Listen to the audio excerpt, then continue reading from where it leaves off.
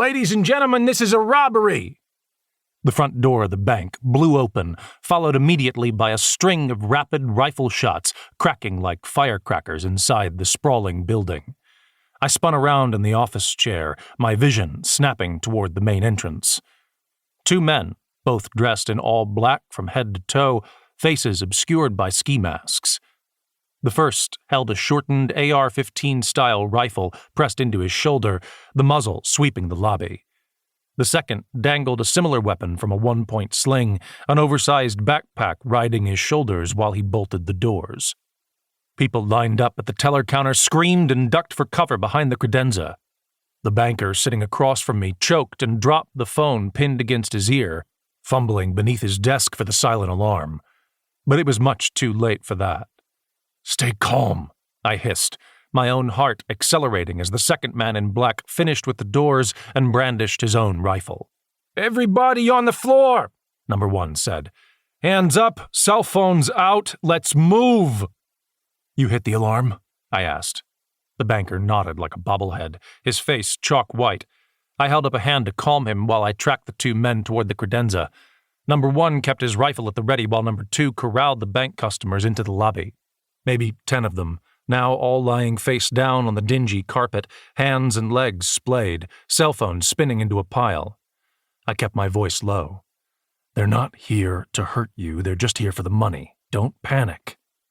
The banker might have nodded again, I wasn't looking. Number 1 saw us through the glass panel of the recessed office and pointed his rifle at my face. "You 2, out of the office, move!" We complied, stepping through the open door with hands raised. "On the floor, join the others. Hustle, fat ass!" The last comment was directed at the banker. He stumbled, tears streaking his jiggling cheeks as he reached the pile of hostages. I dropped to my knees and lowered myself slowly onto the floor, measuring my breaths, recalling SEER training in the Army. A special hell of a school, dedicated to teaching soldiers how to survive capture by the enemy. Easily my least favorite portion of my entire stint in the military, but the lessons it taught came flooding back. Lessons about remaining calm, humanizing yourself to the enemy, about not doing anything stupid. I hit the carpet as Number 1 stood over me with his rifle, his companion clearing the other offices and the teller line in short order, driving the bank staff to join us on the lobby floor. The pile of cell phones grew rapidly, and the bank manager mumbled a plea for the safety of her staff.